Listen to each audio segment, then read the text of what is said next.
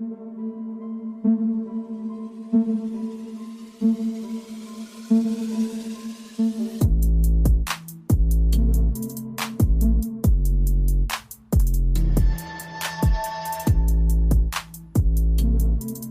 up, everyone? Welcome to the podcast. I'm your host, Isaiah Copon. It's April 16, 2021, and this is Lift and Learn episode 31. In this episode, I'll be breaking down things you need to have to build the perfect home gym and bringing cooking into your home to be more healthy. Before that, though, I'll talk a bit about what I've been up to lately, and that might include fitness-related topics, and it might not. If you want to follow me, your host, on Instagram, it's isaiah.copon, and you can also check out my website, isaiahcopon.com. The podcast is on Instagram, at Lift and Learn Podcast, on Twitter, at Lift and Learn Pod, and also on Facebook. You can just search Lift and Learn Podcast. With that being said, let's get into it. So I'm still in the US of A. I honestly thought I'd be in Canada right now, but I actually couldn't find a way back into Canada this week. So my plan was to get a rental car, and it looked like Avis was the only company that would allow me to bring a rental car and return it into Canada. But then when I went to make my reservation, they told me that they actually couldn't do one-way rentals into Canada, so that plan went out the window real quick. That was on top of the fact that I already paid for a COVID test, which I was negative for, since you need a negative test to get into Canada, whether that be to drive or fly in. Well, this time around, I'm really leaving this coming Monday and heading into Canada. I think I'm pretty much set now. I have my flight booked, my overpriced 3-day hotel is booked, and I got an Airbnb as well for the remaining 10 or 11 days or whatever of my quarantine. And then I go home in early May. I'm not really looking forward to any of my 14-day quarantine, but there's not really anything I can do about that. I got to stay up in the prison hotel for 3 nights, and then I can't even go for walks at the Airbnb since I'm supposed to stay up in the house still or whatever. But at least it looks like there's a backyard area that I can chill out on when I'm there. And hopefully I can do some training of some sort back there for a few days when I get home. And let's move on to my training for this week. And I didn't even know I was going to have access to the gym, so that was an added bonus, I guess. I didn't know I was going to be training for this week, so my lifting sessions went a bit different this week.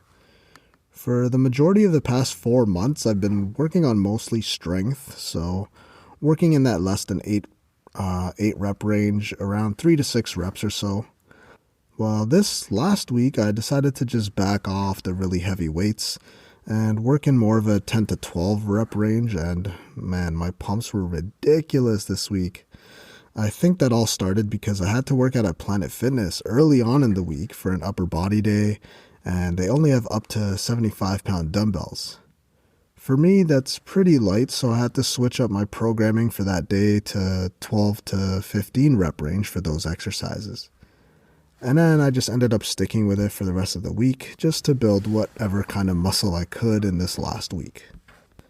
And while I was at that Planet Fitness actually this week, I heard about the US stopping the use of the Johnson & Johnson COVID vaccine, because I think it was like 6 females or something got blood clot issues, and I think even 1 passed away due to complications.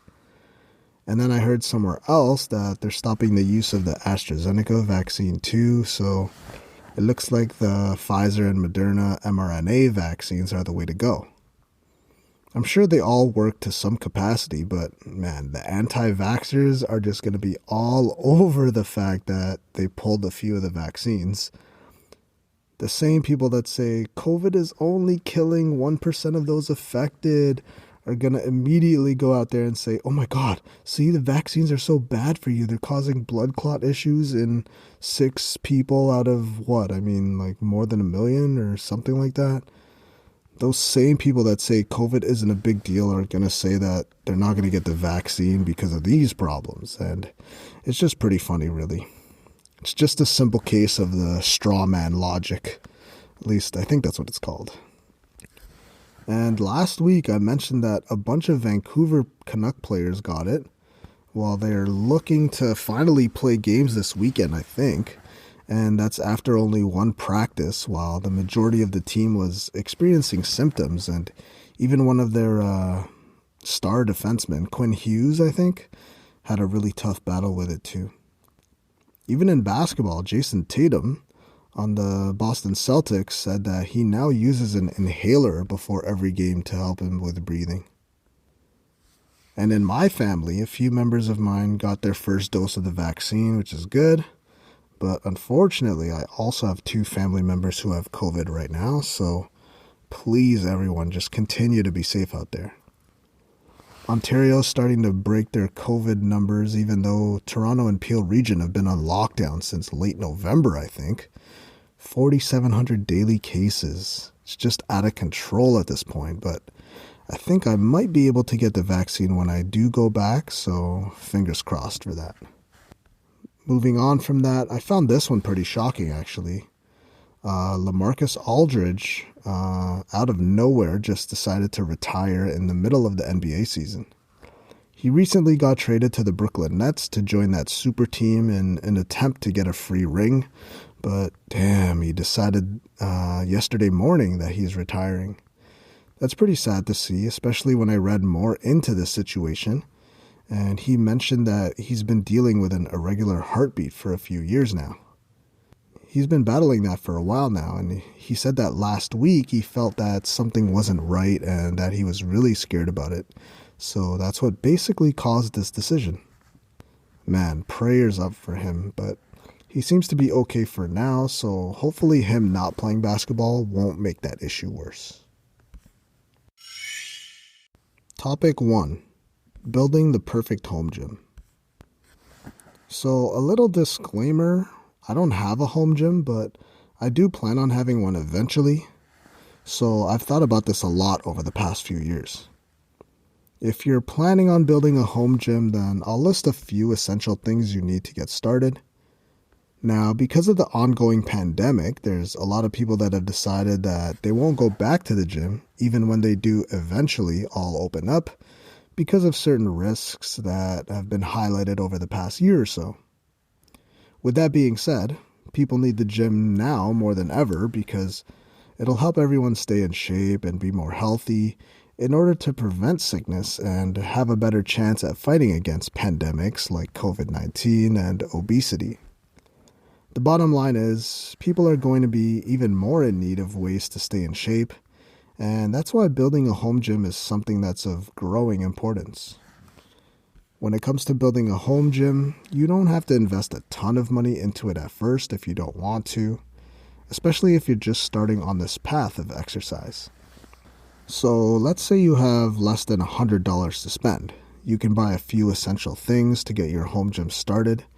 And if you're new to exercising, then these tools will help you tremendously. I'll say the most important things you should get if you're in this price range are resistance bands, an exerciser stability ball, and maybe a pull-up bar as well. The resistance bands are a good cheap option to help you with training. I've talked about them before already. You're able to hit every body part basically just with the bands. They have varying degrees of resistance depending on the type of band you're using. And if you get a good one, they're pretty durable these days and should come with a little attachment you can hook up to your door to help you do rows and even push movements for your chest as well. They're pretty great, and I'll be using bands for most of my training for the next 2 weeks while I'm in quarantine. And I always have them around my room if I get bored and just feel like doing something every hour or so. An exercise or stability ball is going to be a good tool to have as well. It's again another cheap option, and you can do stability movements on there and core exercises.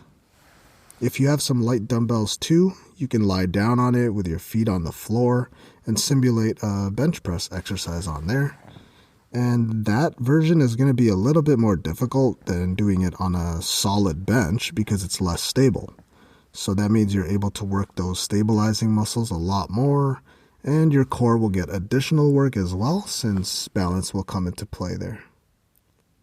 And another item that you can pick up is the pull-up bar, but this one's gonna depend on your fitness level, really.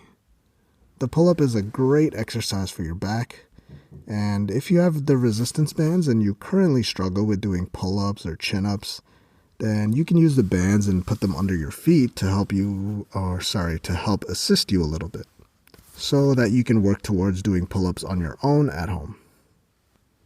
Some other cheap and notable items that could help you are a foam roller and a lacrosse ball as well. And that's more for cooling down, and they're going to be great for massaging sore areas with myofascial release. I use both pretty frequently while stretching and listening to podcasts or watching YouTube videos. I like using the foam roller for my whole body, and my lacrosse ball, I'll usually work on sore areas like my chest or my shoulder area too. Now, if you have more money to spend, maybe up to $2,000 or so, then you're probably looking at building a home gym that'll last you forever. That means it would be a good idea to start out with buying a stable power rack. And I say a stable one because those cheaper ones tend to be unstable, according to some people I know who actually have home gyms. Along with that power rack, of course you're going to need a barbell and some weight plates, depending on how strong you are. And it's also going to be a good idea to get a bench along with some kind of dumbbells. And that's basically all you need, really. There's not really a need to get machines specifically for one body part or one exercise. It's just a waste of space. And you can really do everything with free weights involving the dumbbells and barbells. Now, you may have seen celebrity home gyms like The Rock or something, and honestly, the dude just has everything in his home gym. But unfortunately, we're not all millionaires, so there's not really a need to build a home gym along those lines. Free weights are going to be your best bet when it comes to reaching your goals, whatever that may be, building strength, losing weight, or just being healthy in general. For dumbbells, it would be pretty smart to get those adjustable dumbbells. I mean, they seem pretty expensive at first, but buying individual dumbbells up to 50 pounds or whatever are actually going to cost you a lot more. Those Bowflex ones are usually around $500, I think, but they're going to be cheaper than buying dumbbells individually, and you'll save space as well, since you don't need to buy like 15 sets of matching dumbbells. And with a barbell and weights and a bench, you can really do everything you need. You'll be able to hit your lower body with squats and variations of deadlifts. Probably it would also be a good idea to pick up some protective floor mats as well. And you'll be able to hit your upper body as well by bench pressing, overhead pressing, and doing rows for your back as well. And if your rack is really nice and stable, you should be able to even do pull-ups on there as well. So like I said, when you have a power rack, barbells, and dumbbells, that'll pretty much cover everything you need. You can do every body part and pretty much any exercise with free weights, so that's really all you need. If you have neighbors, then maybe buying bumper plates would be a good idea too, so that'll reduce how much noise and possibly how much damage you'll do to your floors too. And this is the same advice that I've given to a few of my friends who have their own home gyms. They usually ask me, or they tell me, "Oh, I don't have much equipment. I don't know if it'll be good for you to work out here. I just have a rack and a barbell with some weights."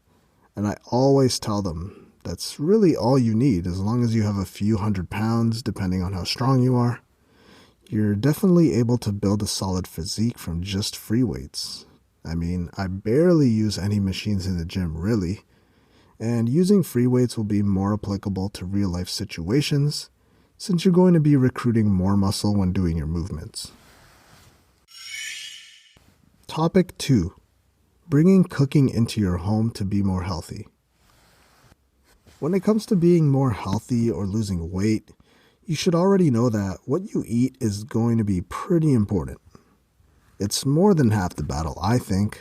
along with exercise, because diet is going to be the harder of the two to really be consistent with.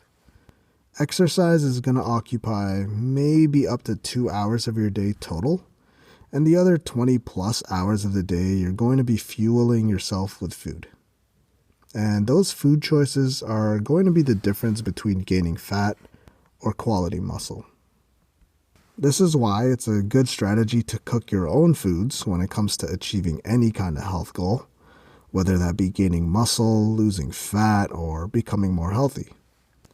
Food these days is so accessible.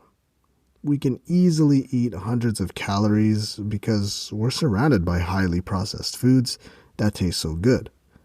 Meanwhile, burning calories is a much harder thing to do.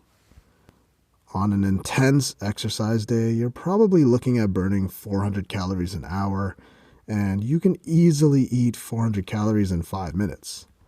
All of these snacks that we're eating nowadays is just loaded with sodium and sugar, and that hits a spot in our brain and it makes you crave these sorts of foods. And that starts when you're really young. Just this week, actually, I came across a few videos of kids eating candy for the first time or eating ice cream for the first time. At first, they get kind of like a shocked look, and then they immediately just want to dive in for another bite of whatever it is.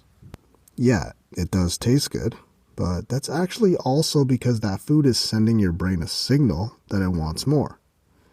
And that happens without you even thinking about this sort of thing. It happens kind of subconsciously. The thing is, manufacturers know that these kind of foods have an addictive property to them, and the more sodium and sugar is in there, the more you'll be tempted to keep buying these foods to give them more money. Now, I don't mean you need to cut it out completely, but you need to be aware of how much of these foods you're eating, because it could potentially lead you down a road to obesity and bad health. In moderation, though, these foods are generally okay, but when you overindulge or have these foods too much, especially multiple times daily, it could lead to health problems. For your sanity, you can still eat these foods, but you still might want to think about reducing how much of these foods you actually eat. The same thing goes when it comes to takeout food. If you have that every single day, then it's probably not going to be great for your health and overall physique. Those macros on MyFitnessPal of the fast food restaurants, they're just estimates, and they're loaded with sodium and salt again. Now, I'm not saying that you should never eat out, but again, be aware of how much you're doing it if you want to be more healthy, and especially if you're trying to lose weight. Fast food, it usually tends to be pretty carb heavy, and they're not really ideal proportions when it comes to just getting a high protein intake most of the time, or even getting vegetables in there. Just this week, actually, I ordered chicken wings for takeout, and their vegetable serving, I kid you not, they gave me 15 tiny carrots. 15. I mean, it's better than nothing, but not by much. So when it comes to being more healthy, cooking your own food at home is going to be a major key and component. First off, it's going to be pretty tough to overeat when you make your own foods at home, especially if it's based around whole food sources. I talked about superfoods a few episodes ago, and when you're cooking at home, there's an easy way to incorporate these into your meals. When preparing meals at home, it's going to be easier to incorporate proper portions with your meals as well. That means an adequate amount of vegetables, along with a good amount of protein and not super loaded with carbs, which is how takeout foods are usually prepared. Lots of carbs and barely any protein. And when it comes to vegetable intake, that's going to be lacking in most of our diets for sure. So when you're cooking and preparing your meals at home, you should be thinking about increasing your daily intake of vegetables along with fruits. And cooking at home helps with this because you can incorporate vegetables into your meals, along with little ingredients that double as superfoods and will give you micronutrients that you might be lacking, along with added benefits like boosting your immune system and making you more healthy overall. For taste and health benefits, you could also include things in your meal like onions, garlic, or pepper over some olive oil. And there are so many fundamental ingredients with amazing benefits like lemons and herbs like parsley, basil, cilantro, things like that.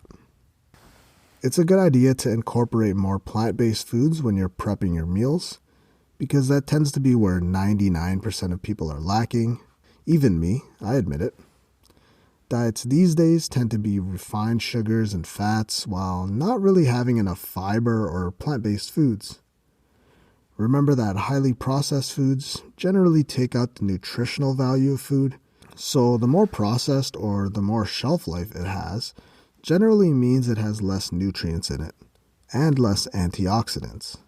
To make food last longer, you have to take out the good benefits of it, and that's just because to make food last longer, you generally have to take out the good benefits of it. Now, for me, and I talked about this before, I knew I had certain health goals that I knew I wanted to get to, and I still do today. So I had to give up eating Filipino food daily, which had high amounts of sodium and fat, low amounts of protein, and barely any vegetables. So I had to start making my own food when I educated myself about this. Honestly, I'm already too cheap to buy takeout food or have food delivered to me, so that wasn't really a problem for me. A few years ago, though, I had to learn how to cook and survive, basically making and cooking my own food. And I think that's pretty obvious that that's helped me tremendously when it comes to improving my own health. So when it comes to cooking and prepping your own food at home, it'll help you become more healthy because you should be eating more proper proportioned meals. So, what do I mean by that? That means your plate of food should be about half vegetables or greens, and a quarter should be your protein source, and the remaining quarter should be your carb source. And yeah, that's a general rule, but it's a pretty good one to go by. Now, if that seems too daunting for you at first, then just try a quarter of your plate with vegetables to start. And you can dress that up with salt or a little bit of olive oil as well. That's actually not a bad thing to do. It could make the vegetables taste a lot better. I know I especially like having steamed broccoli with a bit of salt on there, and I've recently gone into making asparagus with some olive oil as well. Alright, so in terms of your protein sources, it would be good to try to pick lean ones, of course. Things like chicken breast or thigh, leaner beef like 90-10, that's 90 lean, 10 fat. Processed meats like salami and stuff like that aren't great options. They're loaded with sodium too, and not really a good source of protein. Other not so great sources are sausages and hot dogs. And bacon, sad to say, it tastes really good, but having that every day probably isn't a good idea. So try substituting that once in a while for pea meal bacon or something along those lines. Other good protein sources are salmon for your omega-3 fatty acids. Tilapia is a lean fish to have, and I'm sure there's many others out there too. Oh yeah, oh my god, how could I forget? Eggs, they're great to have, almost forgot that. Shrimp is good too, just don't forget to devein it if you're going to eat it raw. Alright, so some good carb sources to have are things like pasta, rice, quinoa, oats, fruits, potatoes. And when it comes to having your carbs, don't forget to get a good amount of fiber in there too. So that might mean a meal of whole wheat pasta daily, or maybe try a half and half blend or something so that it might be easier for you to stomach. And some good fats to have are things like olive oil, nuts and seeds, avocados. And you can also get fats from your protein sources as well, like from salmon or chicken thighs is where I get some of mine from. And eggs are a great source as well. Now combine some of those foods, have fruits as snacks, and start making your meals at home. The bottom line is, when you're cooking your food at home, if you choose good sources and have ideal proportions, then it's going to be pretty hard to overeat and gain unwanted body fat. And that's because, like I said earlier, it's hard to overeat if you're mainly taking in whole food sources. It's easy to eat crackers and chips and chocolate all day without getting full, and that could mean eating 1,000 calories. But getting full off whole pasta or oatmeal, trust me, you would have to be a beast to eat 1,000 calories worth of oatmeal. So if you're looking to improve your health and physique, then start by making your own food today. And if you want to take it to another level, start tracking what you eat and make at home compared to those takeout food sources, and you should see a dramatic difference in there in terms of calories and the amount of carbs and protein grams are in each meal. And that concludes episode 31 of the podcast. Thank you for listening. If you really enjoyed the episode or my podcast as a whole, then please leave a review and comment on iTunes or whatever your choice of podcast platform is. Also, if you haven't already, you should hit that subscribe button because I'll be releasing episodes every Friday. If you want to follow me, your host, I'm Isaiah.Copon on Instagram, and you can also check out my website, isaiahcopon.com. If you want to follow the podcast, you can check out @Lift and Learn Podcast on Instagram, and there's also a Facebook page if you just search Lift and Learn Podcast. Again, thanks for listening. And be sure to tune in next week with another episode where I'll be talking about how to build muscle and lose fat at the same time, and the best warm-up you can do before your workouts.